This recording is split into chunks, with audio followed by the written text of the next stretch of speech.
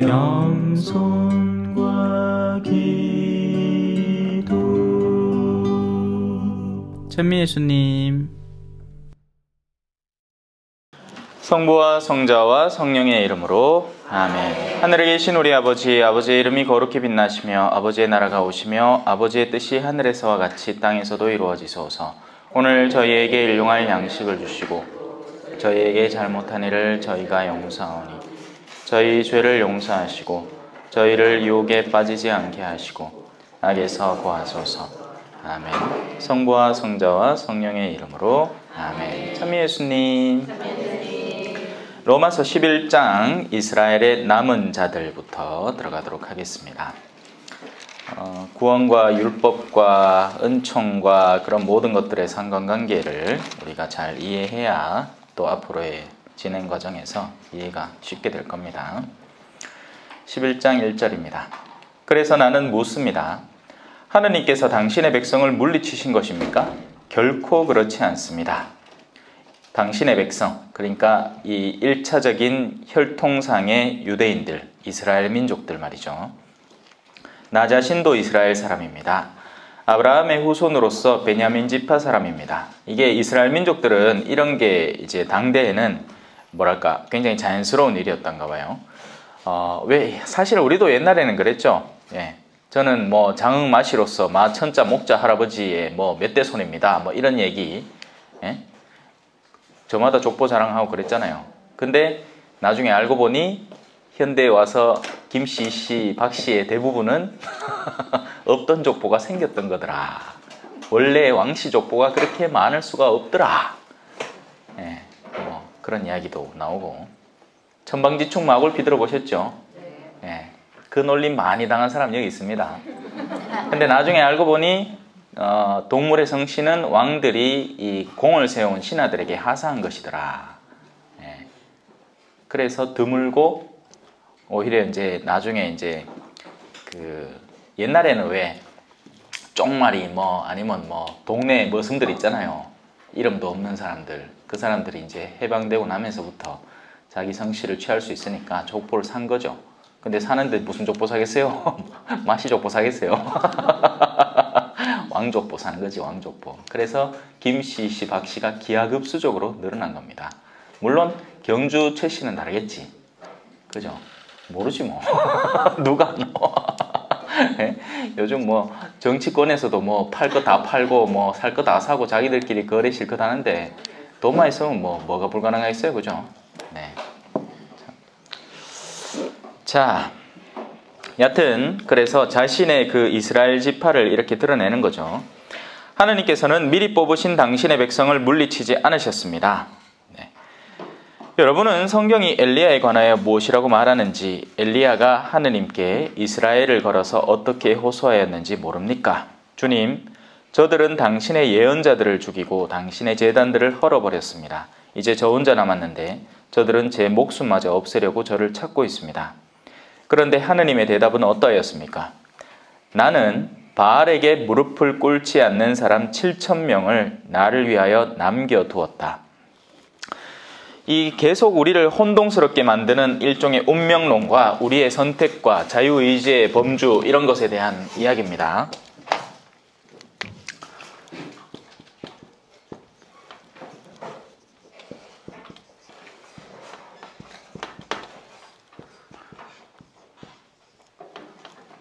봄이 지나고 나면 여름이 다가오고 여름이 지나고 나면 가을이 다가오고 가을이 지나고 나면 겨울이 오고 겨울이 가고 나면 또 봄이 오죠. 이런 자연의 순환 구조가 있지 않습니까? 이건 굉장히 자연스럽죠. 그죠? 원래부터 계획되어 있는 것이고 그렇게 흘러가는 것입니다. 하느님의 기초 계획은 굉장히 자연스러워요. 굉장히 자연스럽습니다. 그런데 가끔씩 여름에 예상치 못한 태풍이 다가오죠. 하지만 이 태풍 역시도 어떻게 보면 자연 안에 귀속되어 있어요. 그죠?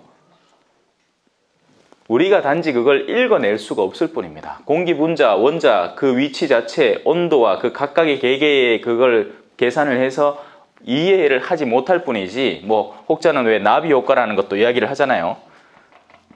그건 역시도 일종의 과학 범주 안에서 나비 효과인 거죠. 베이징에서 나비가 한 마리 날개짓을 잘못 치면 미국 플로리다에 홍수가 난다. 그게 이제 그 운동이 이렇게 전파되고 저렇게 전파돼서 그게 하나의 이렇게 회오리 바람을 형성해내면 갑자기 어디선가는 이제 태풍이 온다는 그런 개념인 거죠. 하지만 그 역시도 자연 안에 귀속되어 있는 겁니다. 그래서 선과 악의 문제도 이 자연 안에 귀속되어 있습니다. 선은 상급을 받고 악은 가을이 악이라는 게 아니고 지금 이 구도상 그렇게 그냥 한번 그려보는 거예요. 악은 벌을 받는다. 헌데 가끔 가다가 이해 안 되는 영역이 우리 앞에 존재를 하는 거죠. 예. 지상에서 악하게 사는데 잘 살아. 착하게 사는데 못 살아. 이런 것들이 우리가 이해가 안 되지만 사실은 그건 역시도 귀속된 거예요. 자, 그럼 여기서 끝나느냐? 아니라는 거예요. 여기서 끝나지 않습니다. 하느님의 자유가 존재를 하죠. 하느님의 자유. 우리가 자유롭다면 그 자유를 주신 분은 얼마나 더 자유롭겠습니까? 그렇겠죠? 그 하느님의 개입, 그 부분 역시도 분명히 존재를 한다는 겁니다. 그 개입은 봄을 조금 앞당겨 버릴 수도 있고 여름을 늦출 수도 있고 가을을 더 진하게 더욱 풍성한 걸로 만들 수도 있고 겨울의 시기를 더 늘려가지고 사람들의 시련을 가중시킬 수도 있는 거죠. 그런 가운데 이스라엘의 역사 안에 하느님이 개입하신 거죠. 그냥 그걸 자연 상태로 두신 게 아니고 하느님이 당신의 개입, 그걸 우리는 은총이라고 표현을 하는 겁니다. 하느님의 특별한 은총이 그 이스라엘의 역사 안에 개입된 거죠. 그러고 났더니 이스라엘이 이집트에서 탈출하게 된 거예요. 그리고 또 다른 개입으로 이스라엘의 마음을 완고하게 하셨다. 근데 그 완고함은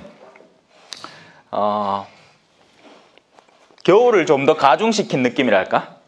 그들이 악을 자행할 수 있지만 그걸 더 뭐랄까 좀 굳혀서 그 결국에는 그 은총이 이스라엘에 흘러들어갈 은총을 어디로 보내셨을까요? 이방인들에게까지 보내도록 하나님이 일종의 개입을 하신 거죠.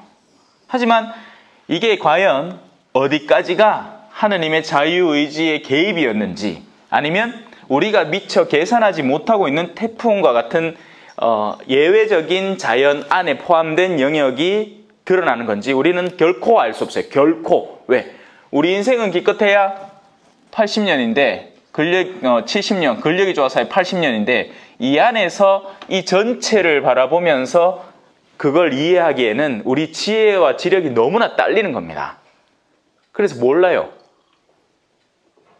심판하지 말라는 건 왜냐하면 이 안에 기속되어 있기 때문이에요.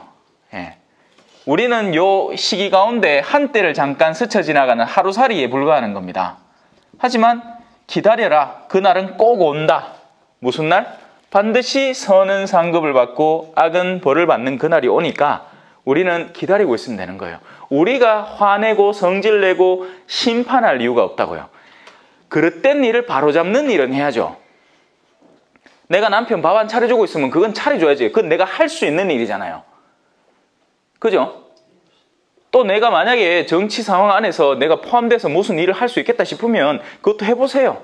다만 내 삶의 본질 자체를 깨부수면서 그것까지 할 일은 없죠. 이거 뒤에 이제 설명이 나와요. 로마서 안에는 참으로 다채로운 인간 삶의 모습들이 자연스럽게 등장을 합니다. 자, 이런 기본 배경 바탕으로 이제 이 나머지를 이해하는 거죠.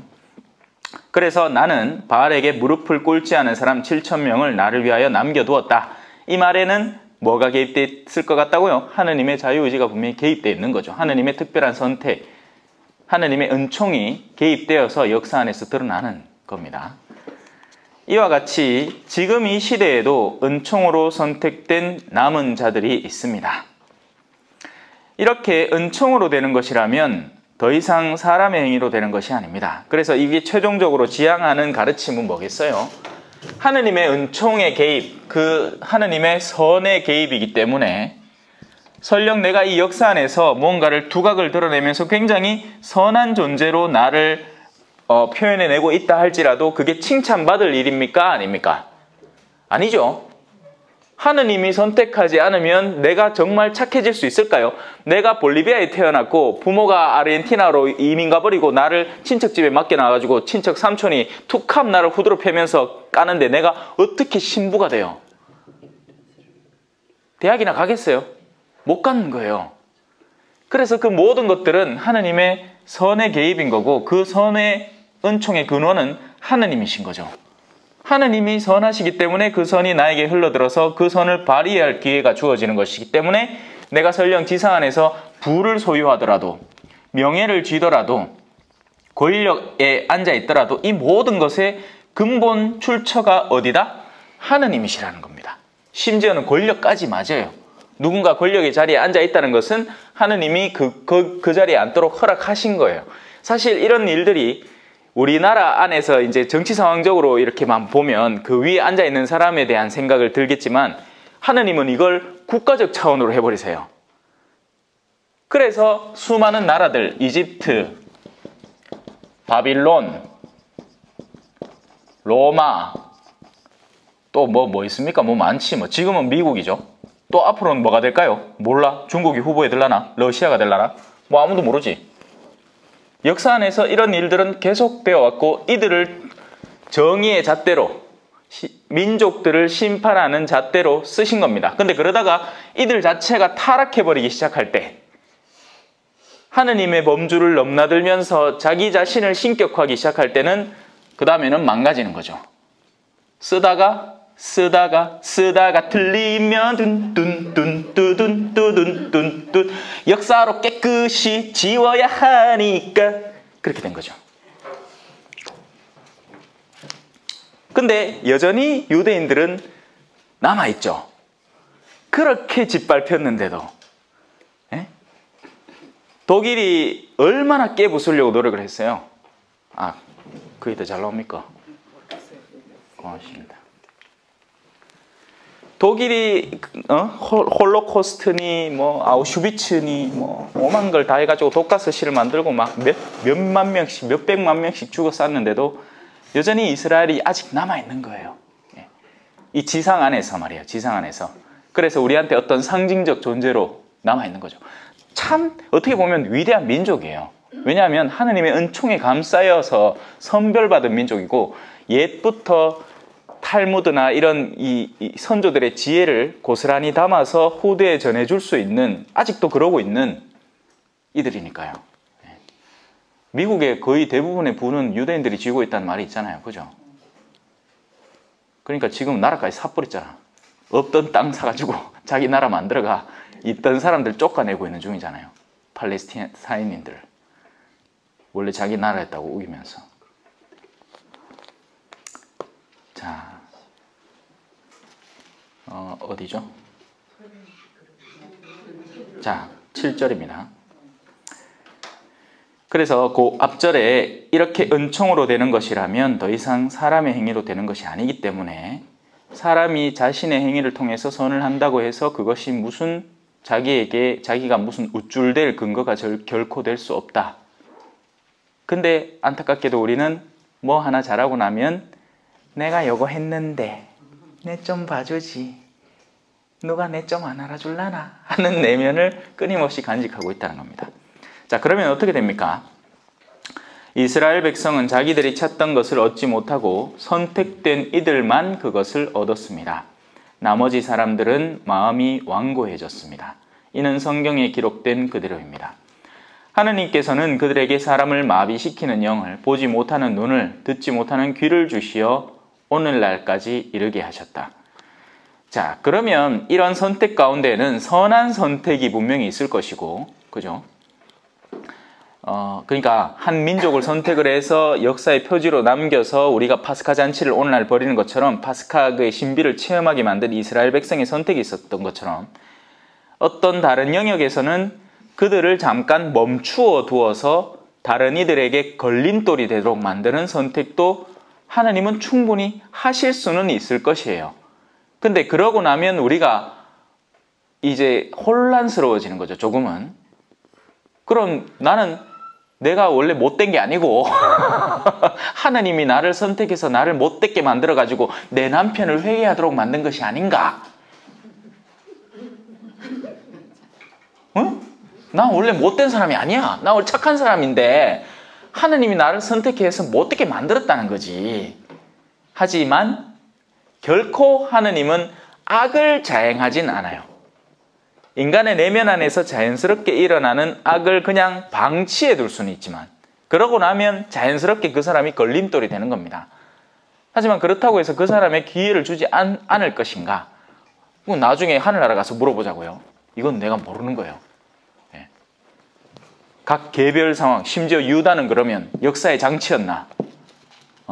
예수 그리스도의 빛을 발하기 위한, 그가 순환을 겪게 하기 위한 하나의 장치였나? 난 몰라요. 다만 제가 아는 건, 제가 성경을 읽으면서 분별을 낼 수 있는 건 예수님이 유다에게 끊임없이 기회를 줬다는 겁니다. 그 앞에 선을 펼쳐 보이면서, 그리고 마지막 순간까지 이 그릇에 같이 찍는 사람이 나를 배반할 것이다. 그 말 자체가 유다야, 내 닌 줄 안다. 그러지 마라 라는 이야기입니다. 하지만 여러분이 이미 느끼고 있듯이 인간은 굉장히 고집스럽습니다. 우리가 무언가에 하나 꽂히고 우리가 자존심이나 어떤 돈이나 어떤 욕구에 꽂히고 나면 아무리 선의 빛을 비추어줘도 마음이 쉽게 움직이지 않더라고요. 특히나 증오나 원한에 사로잡혔을 때 그래요. 사람의 마음이. 회개하면 되는데 정말 고해소 안에 들어가서 진심으로 뉘우치는 마음으로 고해를 보면 용서를 받을 텐데 그 고해가 보기 싫은 거예요. 사람이 얼마나 고집스럽습니까? 이런 거 못 느껴봤어요? 저는 느껴봤는데. 네. 자, 그래서 이런 말들은 신비롭게 느껴지는 거예요. 우리가 이해 못하는 영역인 거죠. 하느님께서는 그들에게 사람을 마비시키는 영을, 보지 못하는 눈을, 듣지 못하는 귀를 주시어 오늘날까지 이르게 하셨다. 그들이 보아도 보지 못하고 들어도 듣지 못하여 깨닫고 뉘우치고 회개하는 일이 없도록 하려는 것이다. 다윗도 이렇게 말합니다. 그들 식탁이 그들에게 올가미와 덫이 되고 걸림돌과 응보가 되게 하소서. 그들의 눈은 어두워져 보지 못하고 그들의 등은 늘 굽어 있게 하소서. 자, 이제 다른 민족들의 구원으로 넘어가 봅시다. 그러면 내가 묻습니다.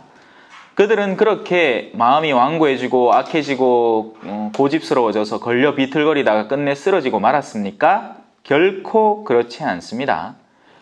오히려 그들의 잘못으로 다른 민족들이 구원을 받게 되었고 그래서 그들이 다른 민족들을 시기하게 되었습니다. 이스라엘 민족이 이제는 우리 이방 민족들, 하느님의 그러니까 다윗의 자손을 섬기고 있잖아요. 우리가 그분이 예수 그리스도 아니십니까? 우린 유다인도 아니면서 유다인 행세를 하고 있어요, 지금. 왜냐하면 우리는 젖붙은 가지거든요. 우리가 믿고 있는 이 문화 안에는요, 유대계 문화가 어마어마하게 많죠, 당연히. 예? 모든 우리 성경 자체가, 구약 자체가 유대경전 아닙니까? 토라, 예? 모세오경. 자, 그런데 그들의 잘못으로 세상이 풍요로워졌다면, 그들의 실패로 다른 민족들이 풍요로워졌다면 훗날 그들이 모두 믿게 될 때에는 얼마나 더 풍요롭겠습니까? 이런 여지를 남겨놓고 지금도 뭐 유대인들 가운데 그리스도인이 되는 사람들이 있겠죠. 이제 나는 다른 민족 출신인 여러분에게 말합니다. 나는 이 민족들의 사도이기도 한 만큼 내 직분을 영광스럽게 생각합니다. 그것은 내가 내 살부치들을 시기하게 만들어 그들 가운데서 몇 사람만이라도 구원할 수 있을까 해서입니다. 이로 인해서 이 부분에서 이 구원에 대한 선택권은 여전히 우리에게 주어져 있다는 것입니다.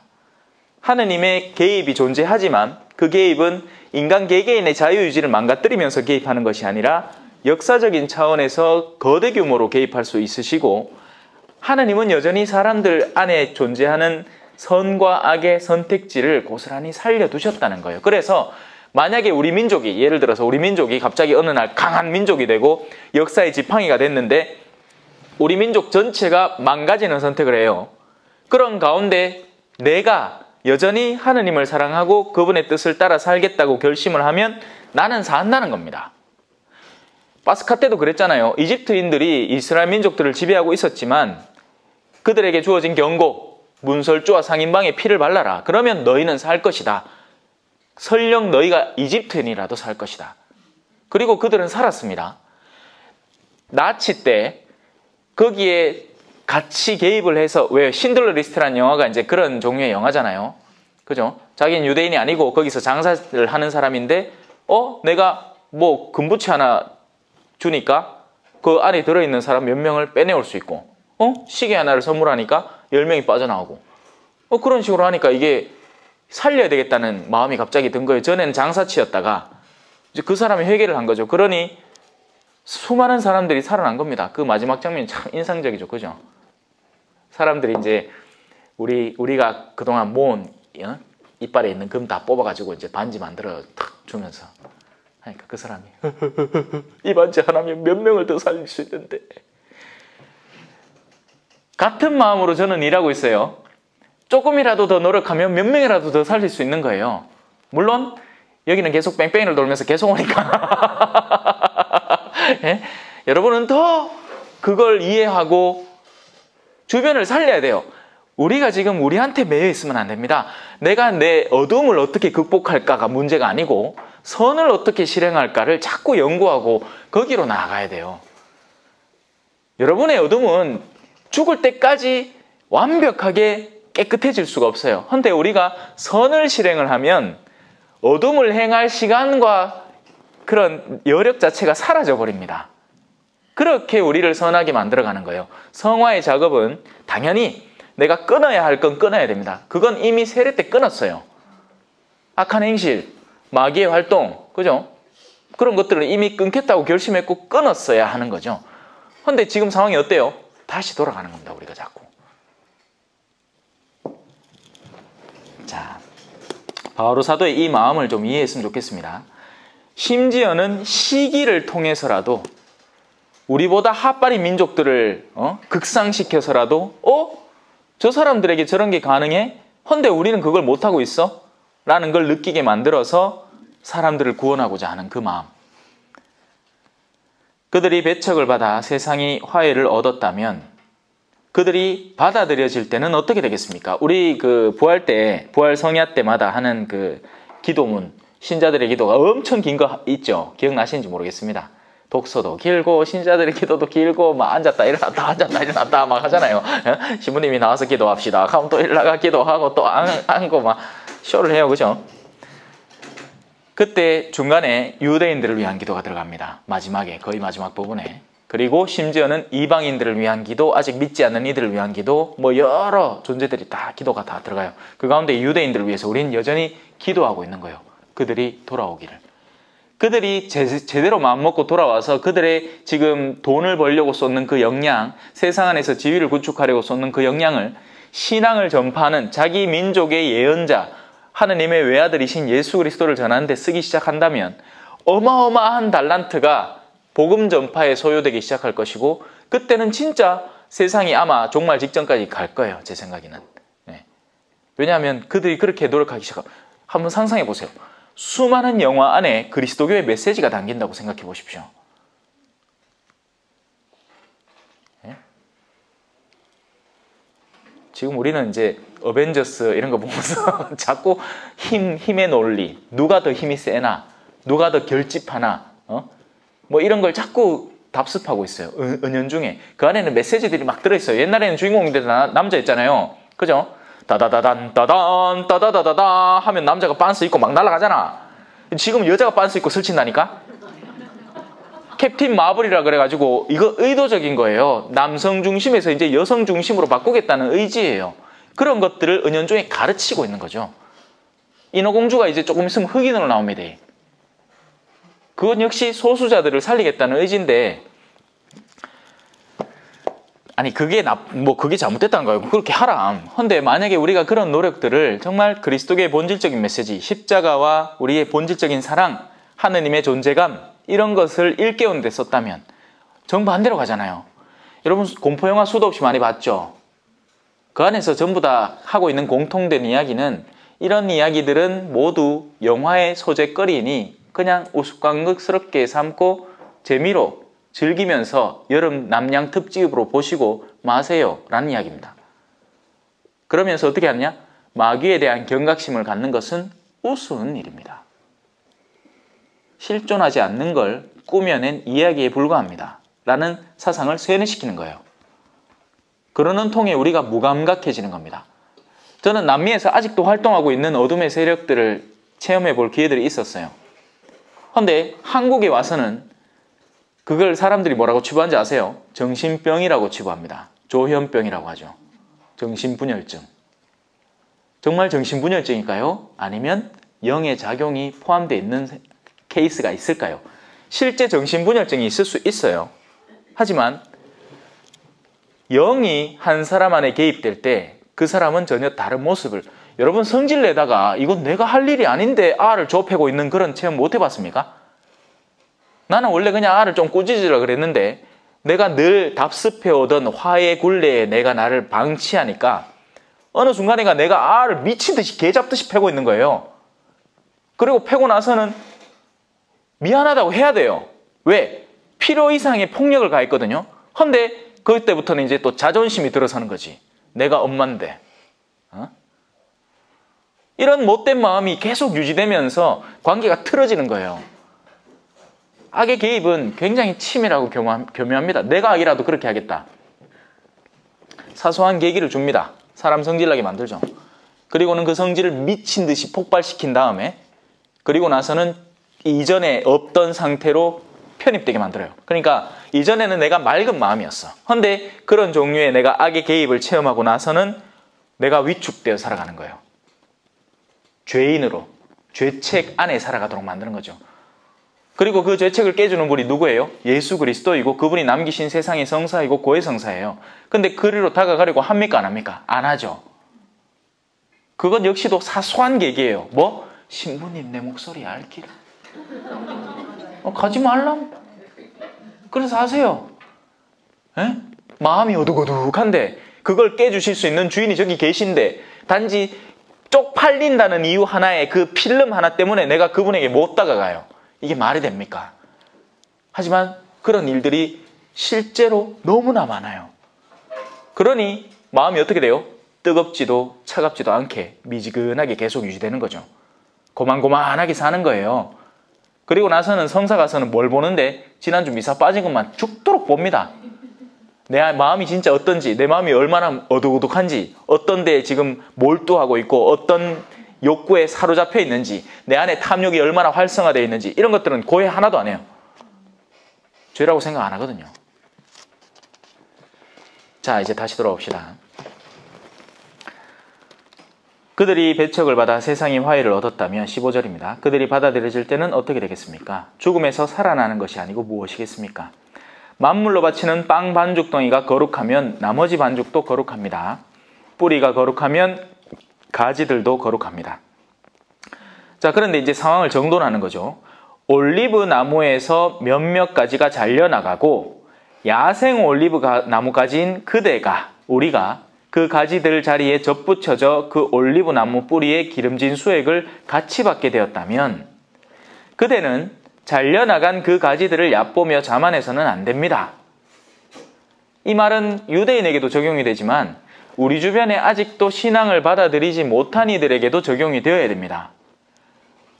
나는 가톨릭 신자인데 에이고 저 개신교 신자들, 에이고 저 불교 신자들, 에이고 저 비신자들, 이딴 식으로 생각해서는 안 된다는 거예요.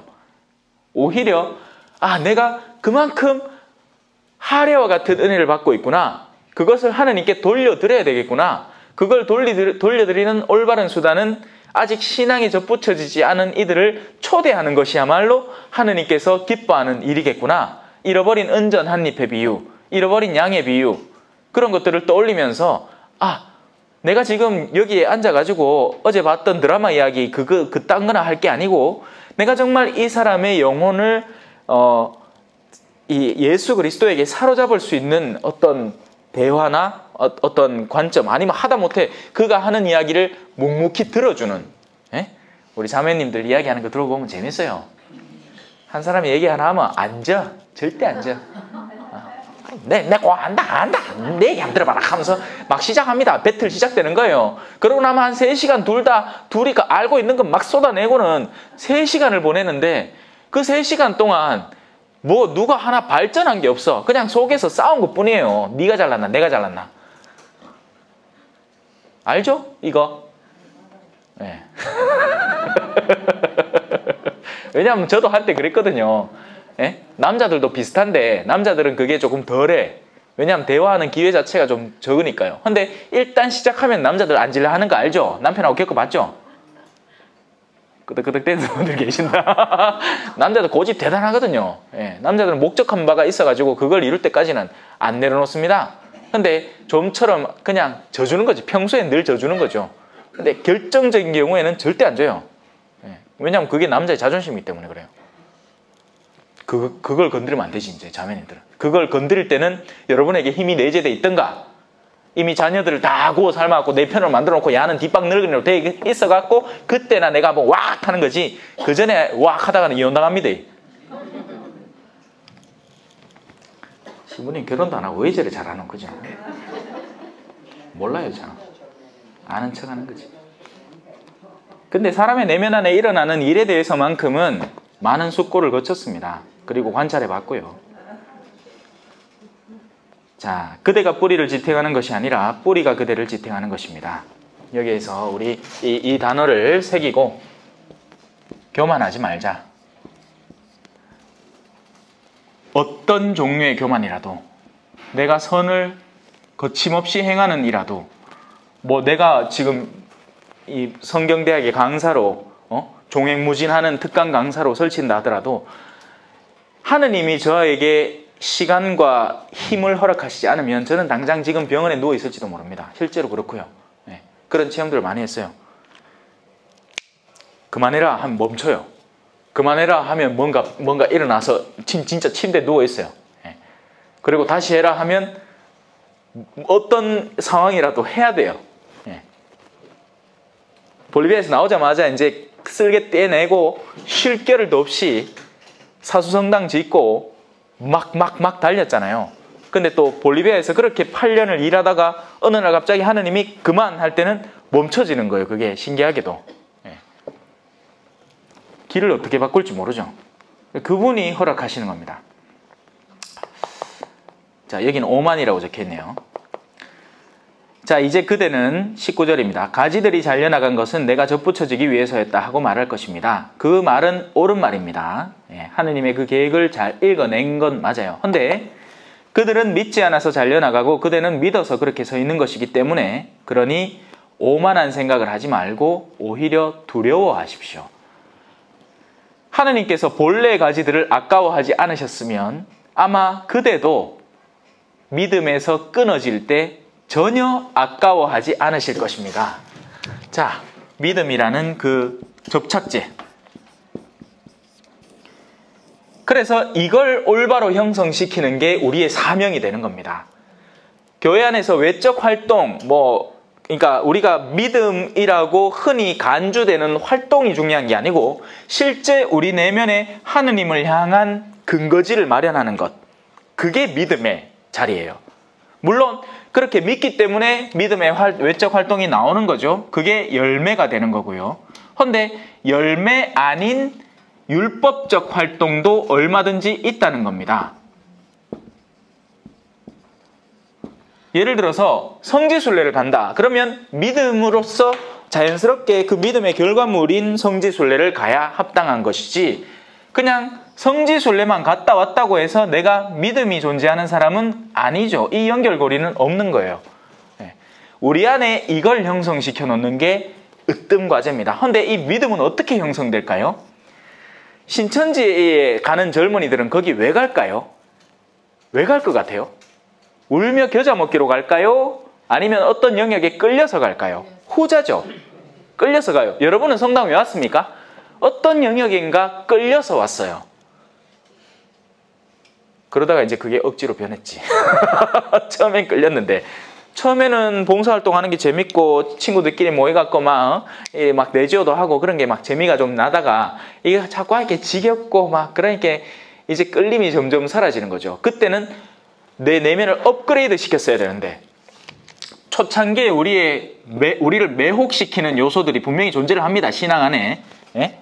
우리는 또 더군다나 큰 집이잖아. 그리고 고상한 성당이 있고 그 안에 들어가면 스테인드 글라스가 있고 이 모간지에 흰 것 끼운 사제들이 있고 신부님이 계시고 수녀님이 계시고 그러니까 그런 세상적 매력적 요소들이 존재를 해요.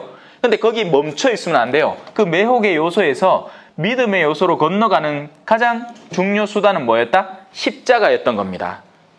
너희는 나에게 와서 내 멍에를 메고 배워라.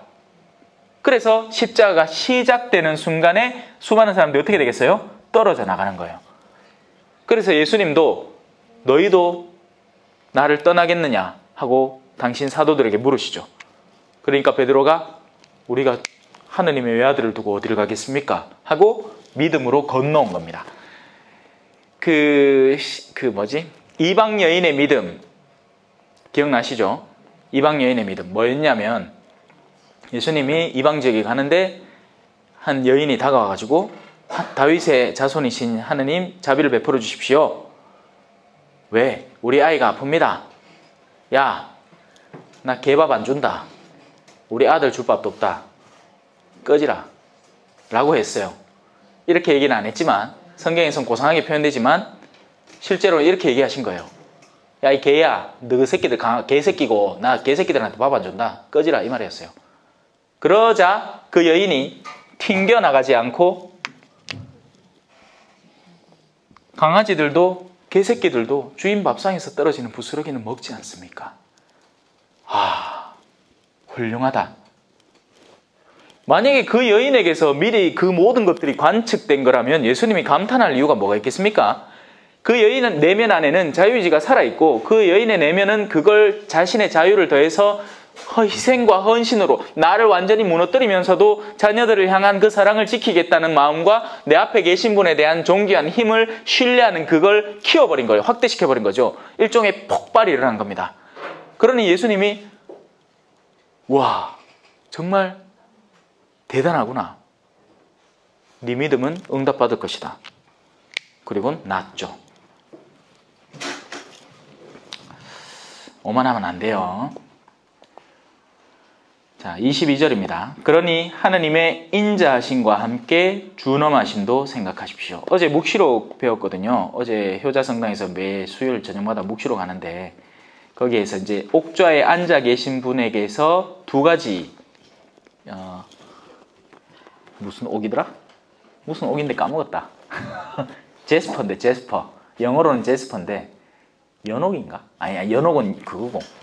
무슨 옥인데 취옥 무슨 홍옥 무슨 옥 하여튼 옥이 있어요. 근데 그건 단어는 중요한 게 아니고 원래 단어는 다 외국말이니까 하나는 초록색 옥, 하나는 붉은색 옥이에요.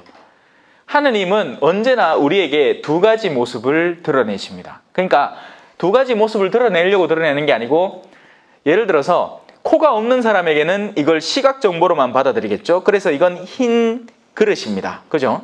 그리고 안에 그냥 누리끼리한 물이 담겨 있는 것에 불과해요. 그런데 코가 달려있는 사람에게는 뭔가 새콤한 냄새가 나는 거예요. 그러니까 자기가 어떻게 감각하느냐에 따라서 그 주체가 달라지게 느껴지는 거죠. 하느님은 같은 분인데 마음이 맑은 이들에게는 하느님은 기쁨 그 자체입니다. 그래서 우리가 천국 상태를 지복직관이라고 하잖아요. 보면 기쁜 거예요. 사랑하는 사람을 보면 어떻습니까? 마음이 막 설레고 기쁘죠? 그런 체험 안 해보셨나? 다들 표정들이 많이 지쳐 계시노. 에? 그랬잖아요. 그래서 결혼했지. 에? 딱 보면 나는 가슴이 두근거려요. 10분만 쉽시다. 시간 벌써 지났다. 22절부터 들어가 보죠. 그러니 하느님의 인자하심과 함께 준엄하심도 생각하십시오. 하느님은 그 두 가지의 모습을 동시에 지니고 있어서 우리가 믿음 안에서 살아갈 때는 하느님은 더할 나위 없이 인자하신 분이에요. 우리가 약할 때 말이죠. 그러니까 믿음은 지니고 있지만 그 믿음이 완성되지 않은 상태잖아요. 우리 가운데 그 누구도 아직 완벽한 존재는 아무도 없어요. 그래서 우리는 도움이 필요하고 사랑이 필요하고 부러진 갈대가 꺾어지지 않아야 되고 꺼져가는 심지가 꺼지지 않고 오히려 되살아나야 하는 입장이기 때문에 하느님의 사랑과 보살핌이 필요하게 됩니다. 그게 하느님의 인자하심의 영역이에요.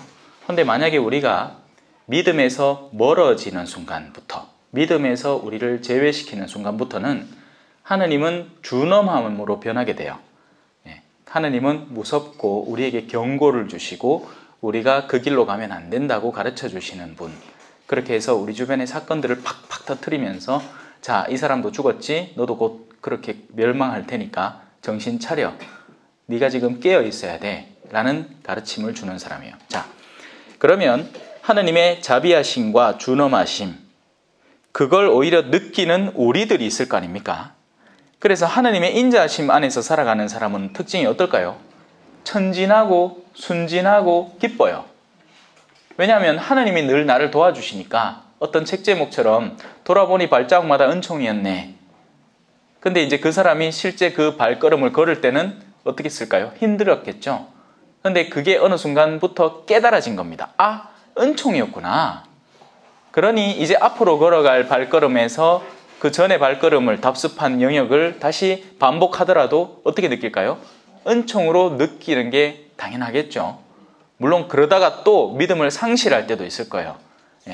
하지만 이 하느님의 인자하심을 체험하는 사람의 특징은 기쁘다는 겁니다. 반면 하느님의 준엄함에서 살아가는 사람들의 특징은 어떨까요? 성마르고 메마르고 팍팍하고 늘 겁을 내고 이게 맞나 저게 맞나 두렵고 그렇게 살아가요. 그러니까 내가 아빠한테 오렌지 주스를 갖다 드릴까 매실 주스를 갖다 드릴까 무슨 상관이에요? 아빠는 나를 사랑하는데 나의 그 부족함, 만약에 내가 아빠가 더 좋아하는 무언가가 있어서 원래는 오렌지 주스를 좋아하는데 매실 주스를 갖다 줬다고 치면 아, 얘야 잘 먹을게. 근데 다음부터 나한테 오렌지 주스를 가져다 주면 이 아빠가 더 기쁠 것 같아. 그런 아빠예요. 그렇게 아이가 느끼는 거죠. 그러니 아이는 실수해도 괜찮은 거예요. 근데 우리의 신앙생활 한번 되돌아보자고요. 우린 그래요? 우리는 뭐 잘못했다가는 죽을 것 같아. 금요일 날 쇠고기 다시 다 묻다가는 이거 완전히 막 경을 칠 것 같아요. 공복제는 뭐 미사전 1시간이라 했다가 그 다음에 성체 모시기 1시간 전이라 했다가 왜 이든 저든 우야든통 주일날 자꾸 밥을 먹는 일이 생기는데 시간만 참 몰라고 막 겁이 나 죽겠는 거야. 그래 신부님이 듣다 막 성체 모시기 전에 1시간 전에 먹으면 된다 하긴 그래 또 좋다고. 그 자체가 두려움 속에 살아간다는 것을 이해할 줄 아는 내면이 필요한 거죠.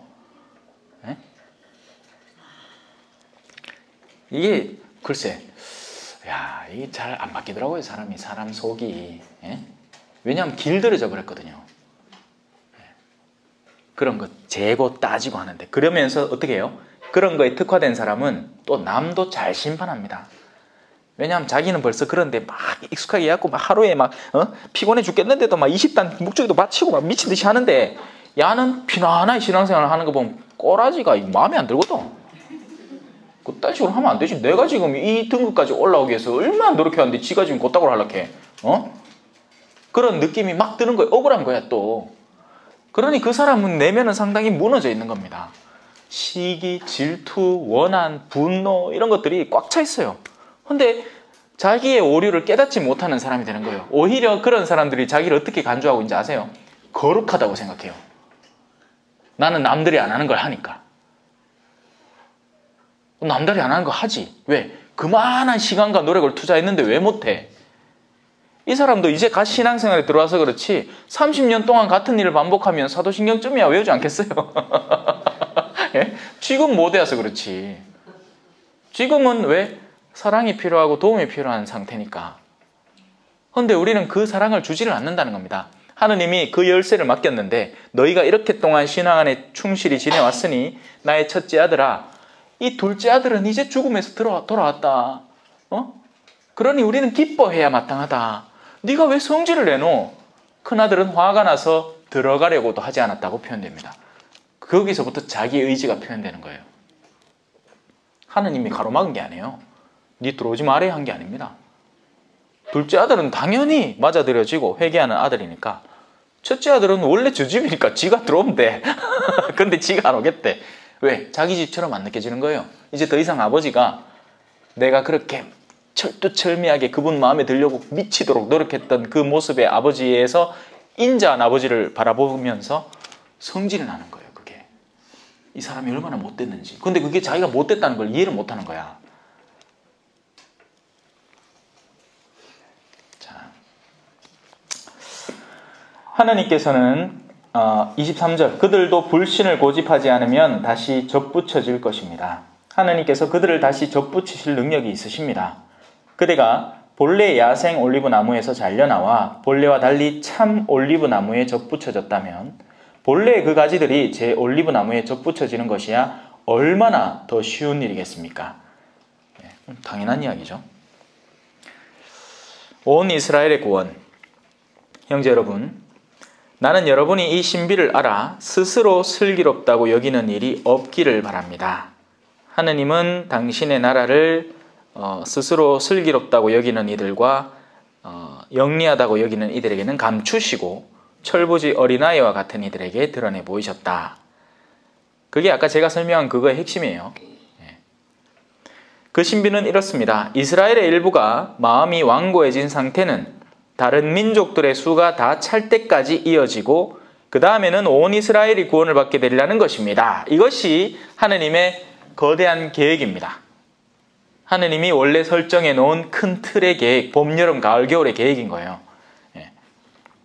그래서 이게 지금 우리가 느끼기에는 겨울처럼 느껴지지만 머지않아서 봄이 다가오고 이제 곧 여름과 가을의 추수 시기가 다시 다가온다는 거죠. 근데 지금 우리가 이스라엘을 볼 때는 그들은 겨울만 보이는 거예요. 하지만 그 겨울의 계획은 다른 민족들에게 봄이 오게 하기 위해서. 지구라는 곳이 그렇잖아요. 그죠? 어디 한 곳이 뜨거우면 어디 한 곳이 차갑습니다. 그죠? 둘 다 동시에 뜨거우면 어떻게 돼요? 둘 다 죽어요. 어디 한 곳이 뜨거우면 반대는 차가워야 돼. 그것처럼 지금의 이스라엘은 차갑기 때문에 우리에게 봄이 다가온 거예요. 그리고 성경 안에는 이렇게 예견되어 있습니다. 머지않아서 겨울이 다가올 겁니다. 푸른 나무가 이런 일을 당할지언정 마른 나무는 어떻겠습니까? 우리가 지금 천주교 신자라고 어석대고 하는지 모르겠지만 저마다 각자에게 가장 적합한 시기에 시련이 다가와요. 그때 우리가 기름을 지이고 있어야 돼요. 슬기로운 다섯 처녀처럼. 그런데 기름이 없는 상태에서 그 시련을 맞이하면 이 문제가 커지는 거죠. 저는 이런 신자분들을 많이 봤습니다. 자기가 고상해요.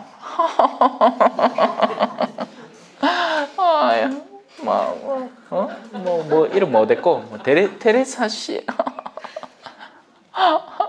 그러면서 신앙생활은 이렇게 하느님을 믿고 이웃을 사랑하면 돼. 막 고상해. 하는 말도 막 천사 같아. 근데 그러다가 어느 날 갑자기 그녀에게 시련이 다가오기 시작하는 거예요. 자기가 몸담고 있던 공동체에서 어떤 이상한 어떤 계기로 억울한 일을 하나 딱 겪게 됐는데 이 사람이 완전히 180도 돌아가지고 미친 여자처럼 막 옛날에는 막 하던데 이제는 막 그런 교양도 없고 성격이 괴팍해져가지고 그게 바로 차가운 시기가 다가왔을 때 그 사람의 본질이 드러나는 거예요. 따뜻한 시기일 때에는 먹을 게 많기 때문에 자기도 먹고 놈도 주면 돼. 근데 그게 메말라가기 시작할 때 그 본질이 드러나는 거예요. 결혼 생활을 버틸 만한 사람인가 아닌가?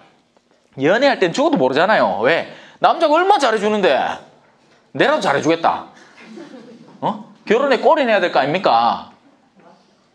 여자 인물은 반반하고 조합이는데 일단 결혼을 해야 될 거잖아. 그러니까 막 장인 찾아가지고 막 뇌물도 바치고 야 아가씨 데리고 가갖고 뭐 먹고 싶어 자기야? 자기는 방구 냄새도 구수해. 이 카드 남자가 딱 결혼하고 나면 어떻게 돼? 이제부터는 이제 시련이 딱 시작되는 거죠. 이제 남자가 확 도는 거예요. 그런데 그게 도는 게 아니고 원래 그런 남자였어요. 사실은 지금 수많은 젊은 여자 아이들이 이 생각을 굉장히 좀 잘 해야 됩니다. 배우자감을 어떻게 찾아야 되느냐? 누가 자기의 배우자감이냐? 큰 집에 살고 큰 차를 굴리며 인물이 좋으면 좋은 남자라고 생각을 해요. 하지만 조금만 생각해보면 알 수 있어요. 지금 나이가 20대 후반, 많아봐야 30대 초반인데 차를 큰 걸 굴리잖아요. 그럼 그 내면에 뭐가 있다는 얘기예요? 허영이 있다는 겁니다. 아니면 부모가 돈이 많거나. 근데 딱 봤을 때 부모가 돈이 없는데 큰 차를 굴리잖아요. 조심해야 되는 남자예요. 그리고 이 사람이 다른 사람을 어떻게 대하는지를 보면 어렵지 않게 답이 나와요. 자기보다 높은 사람에게는 어떻게 대하며 자기보다 낮아 보인다는 사람에게 어떻게 대하는지 거기서부터 다 나오는 거죠. 막대하잖아요. 그러면 지금은 여자가 승자야. 왜? 아직 결혼을 안 해줬어. 근데 결혼을 하고 나면 이제 위치가 바뀌어버리고 자기가 종업원한테 하던 그 꼬락서니가 고스란히 그 여자에게 돌아갈 걸 예상을 못하는 거예요. 이게 시어머니와 며느리의 관계도 똑같습니다. 그래서 그런 며느리, 시어머니에게 못한 며느리는 절대 아들 낳으면 안 돼. 근데 딸 낳아도 똑같아. 기대를 많이 할 거예요. 근데 지가 한 게 있어요. 그 자기가 한 건 어떤 거냐? 딱히 남들이 다 그냥 그 하는 수준에서 그냥 했어요. 꼴 보기 싫으니까 욕 좀 한 거예요, 주변에. 예?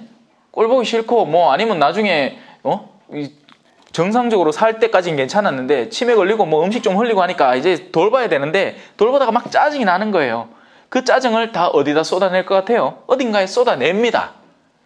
왜냐하면 내적으로 그걸 소화해낼 내공이 없으니까. 사람의 인생이라는 것이 이런 것이고 어르신이 된다는 것은 이런 추함을 예비하는 것이며 그래서 그런 추함을 누군가가 돕고 성실하게 지탱해야지 이게 삶의 순환고리가 맞는 거구나 하는 네 번째 계명, 부모에게 효도하라는 계명이 자기 안에 자리 잡혀 있지 않은 사람인 거죠. 그러면 하느님은 네가 퍼준 그대로 너에게 되돌려줄 것이다 하신 분이기 때문에 반드시 돌아오는 거예요, 그게. 그리고 그때는 어떻게 한다? 깨구리가 꽉꽉 올챙이 때를 모르는 거야. 지도 올챙이였는데 뒷다리가 쑥 앞다리가 쑥 팔딱팔딱 개구리 됐네. 그죠? 반드시 돌아와요. 그래서 하느님의 그 거대한 계획은 뭘까요? 그렇게 해서라도 깨달아 알라는 거예요. 네가 나중에 나이 들어서 이렇게 섭섭함을 당해봐야 젊을 때는 그걸 모르니까. 젊을 때는 그런 것들을 느끼면서 그래서 저는 고해성사 때 그런 분들이 찾아와서 이야기를 하잖아요. 그러면 거의 비슷해요. 자매님, 하느님은 자매님을 분명히 용서해 주십니다. 지금 자매님이 어르신에게 행한 그 섭섭함과 잘못된 것들 기꺼이 용서해 주세요. 걱정 마세요. 마음 편안하게 돌아가시면 돼요. 다만 하나만 기억하세요. 훗날 자매님도 늙으실 텐데요. 그때 이런 종류의 섭섭함이 밑으로부터 다가오게 될 겁니다. 그때 마음을 너그럽게 가지셔야 돼요. 안 그러면 양쪽 다 실패하는 거야. 위는 위대로 욕했었고 아래는 아래대로 욕했었고 지한테 나오는 건 내 안에서 더러운 게 나와서 나를 더럽히는 것밖에 없는 거예요. 어느 한 측에서는 선이 나와야지. 그래야 균형이 맞죠. 그래서 하느님은 이 단계들을 정해놓으신 거예요. 늙음하게 누군가의 도움이 필요한 존재로 변화시키는 거죠. 그래, 옛날에는 장수하고 싶다 하다가 이제는 빨리 가고 싶단다. 더러운 걸 안 당하겠다고. 하느님 안 죽입니다. 더 길게 살게 만들어줘요. 누구 좋으라고 죽이노? 그 카에 또 이제 안락사가 막 대두된다, 그죠?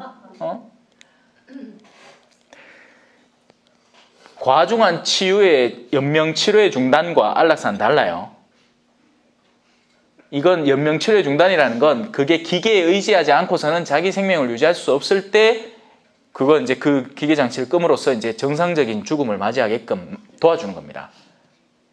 안락사는 기계고 뭐고 필요 없고 그냥 밥만 정상적인 삶의 범주 안에서 그 활동을 유지하면 살고 있는 거예요. 그 고통이 아무리 극심하더라도 류마티즘이 아무리 심하고 어떤 고통이 심하고 그래도 밥을 먹고 정상적인 범주 안에서 살 수 있는 건데 스스로 목숨을 끊기를 결정하는 거죠. 그건 자살입니다. 자살.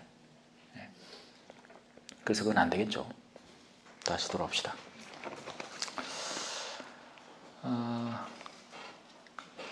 자, 26절 그 다음에는 온 이스라엘이 구원을 받게 되리라는 것입니다. 이는 성경에 기록된 그대로입니다. 시온에서 구원자가 오시어 야곱에게서 불경함을 치우시리라. 그동안 그들이 마치 뭔가에 홀린 듯이, 지금 유대인들 보면 참 신기하잖아요. 그 똑똑한 사람들이 자신의 민족 안에서 드러난 메시아에 대해서 마치 뭔가 가림막이 쳐져 있는 것처럼 그를 믿지 않는 상태에 놓여 있어요. 그 덕에 우리가 어마어마한 이득을 보고 있는 거죠. 그러지 않고 만약에 그들이 이 가림막이 치워지고 예수 그리스도를 보다 열정적으로 믿어버리게 되는 그날에는 뭔가 많은 것이 달라지기 시작할 겁니다. 근데 아직 그때는 안 왔어요. 이것이 내가 그들의 죄를 없앨 때 그들과 맺어줄 나의 계약이다. 그들은 복음의 관점에서 보면 여러분이 잘 되라고 하느님의 원수가 되었지만 선택의 관점에서 보면 조상들 덕분에 여전히 하느님께 사랑을 받는 이들입니다. 그러고 내가 뒤에다 적어놨죠. 복음의 관점이라는 것은 하느님의 개입의 관점이고, 하느님의 개입은 사람들의 구원을 향한 당신의 사랑을 펼치는 관점입니다. 이 질량 보존의 법칙 들어보셨습니까? 우주 만물 안에 존재하는 모든 질량은 그 자체로 그냥 보존되는 거예요. 누군가가 어둠을 행하면 누군가는 어딘가에서는 그걸 열로 치환해서 빛을 발하고 있고, 내연기관이 기름을 쓰잖아요. 그럼 기름 안에 비축되어 있던 에너지가 열로 변하면서 그게 엔진을 돌려서 우리가 자동차를 타고 돌아다니는, 그리고 나서 남은 것이 이제 빠져나가는 건데, 원래 그 안에 깃들어 있던 에너지의 총량은 그것이 자동차를 움직이고 뒤로 빠져나가는 열과 그런 그 기타 화합물을 다 합치면 똑같다는 겁니다.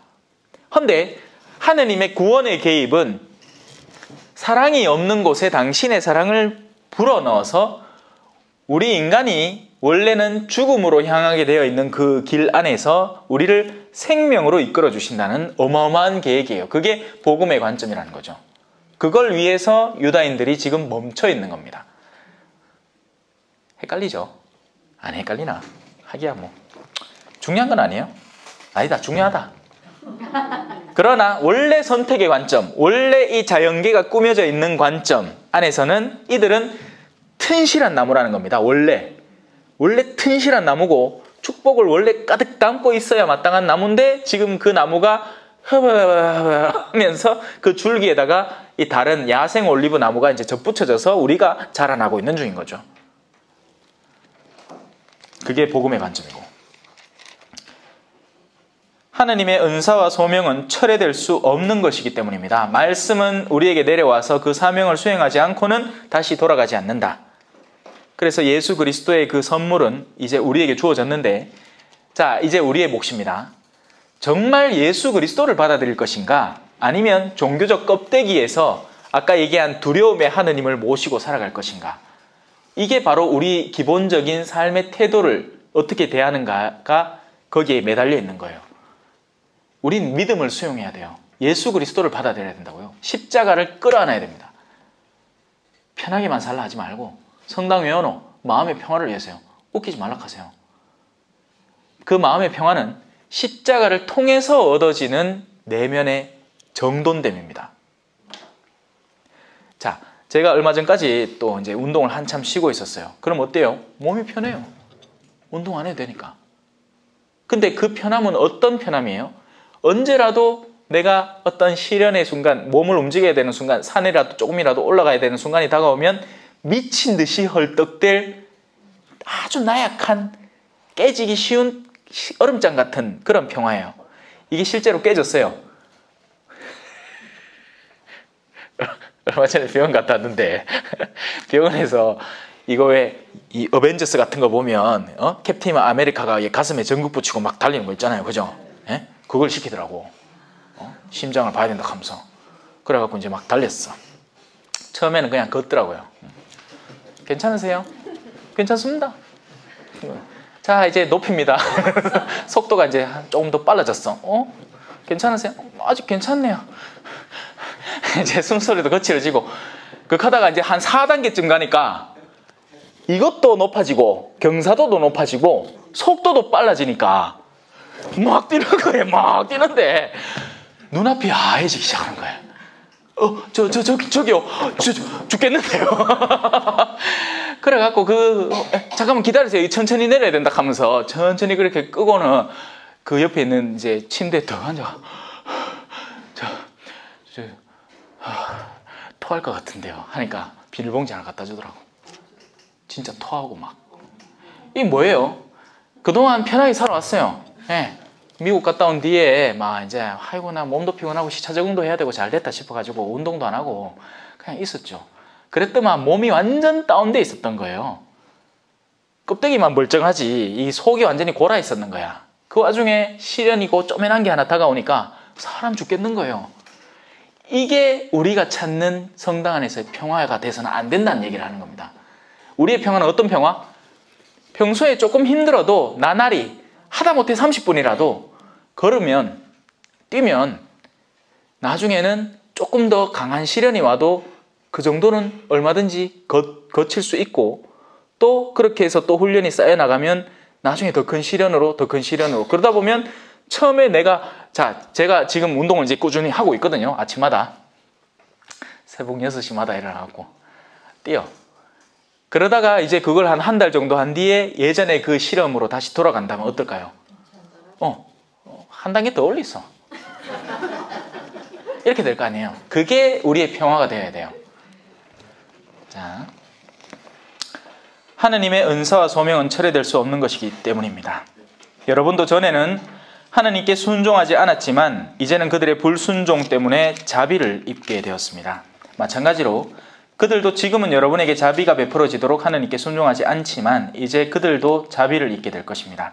사실 하느님께서 모든 사람을 불순종 안에 가두신 것은 모든 사람에게 자비를 베푸시려는 것입니다. 애시당초 창조하지를 말지 왜 만들어서 고생을 시키나? 하지만 그 창조를 통해서 사람들은 당연히 그들의 약함으로 인해서 어둠에 빠져들고 그리고 하느님은 당신의 자비를 통해서 그들이 빠져든 어둠만큼을 역으로 선으로 치워내십니다. 그러기에 그것이 당신께 가치로운 어떤 일이 되기 때문에 하느님은 그 일을 수행하시는 거예요. 감이 잡히세요? 인간이 그냥 고스란히 있는 게 가장 좋은 게 아닌가로 착각하는 사람이 있어요. 그걸 뉴에이지 사상에 물든 사람이라고 합니다. 세상을 에너지로 보고 자기의 그 최종적인 마지막 정점을 해탈로 만물과 합일되는 체험을 하는 걸로 착각하는 사람이 있어요. 우리는 그런 지상적 차원의 자연 종교에서 일어나는 구원을 기대하는 게 아니에요. 우리는 우리를 월등히 초월해 계시는 하느님이 우리를 초대하는 영역으로 들어가기를 기다리는 사람들입니다. 완전히 다른 두 가지예요. 우리는 그냥 최종적으로 그냥 옴마니 밤에 이래 하려고 있는 게 아니고 우리가 전에 한 번도 꿈꿔보지 못한 어마어마한 상급을 우리한테 주려는 분에게 다가가려고 노력하는 거예요. 지상에서 뭐 돈 좀 벌고 빌딩 사고 뭐 대단할 것 같죠? 예? 그래서 바오로 사도는 그 모든 것을 쓰레기로 여길 수 있게 되는 거죠. 직접 목격한 사람의 말을 좀 믿어야지. 바오로 사도가 구라치진 않았을 거잖아. 그죠? 몰라. 여러분이 저를 보기엔 제가 뭔가에 홀려 있다고 생각할지 모르겠지만 설명드릴 수 없는 체험들이 있습니다. 사람에게는요. 그건 사람마다 간직한 사람도 있고 아직도 없는 사람도 있어요. 왜냐하면 있는데도 못 봤을 수도 있으니까. 하느님은 우리 삶에 개입하시는 분이에요. 하느님 찬미가. 자, 이제 그 바오로 사도의 내면 안에 들어있는 하느님에 대한 관념을 한번 넌지시 들어봅시다. 오, 하느님의 풍요와 지혜와 지식은 정녕 깊습니다. 그분의 판단은 얼마나 헤아리기 어렵고 그분의 길은 얼마나 알아내기 어렵습니까? 누가 주님의 생각을 안 적이 있습니까? 아니면 누가 그분의 조언자가 된 적이 있습니까? 아니면 누가 그분께 무엇을 드린 적이 있어 그분의 보답을 받을 일이 있겠습니까? 과연 만물이 그분에게서 나와 그분을 통하여 그분을 향하여 나아갑니다. 그분께 영원토록 영광이 있기를 빕니다. 아멘. 그리고 욥기가 나와요. 그 중간에 나온 게 욥기예요. 제가 이 성경 수업을 진행하면서 참 신비로운 게 뭐냐면 맞물려 있는 거예요, 이게. 제가 얼마 전에 욥기를 끝냈거든요. 그리고 그 끝낸 부분이 바로 이 욥기 왜 오늘따라 또 안 보이노? 여기 있다. 욥기. 욥기 얼마 전에 끝냈어요. 여기 이 어디 있습니까? 41장 3절 아닌데 이거 뭐고? 니은 욥기 41장 3절 이거 아닌데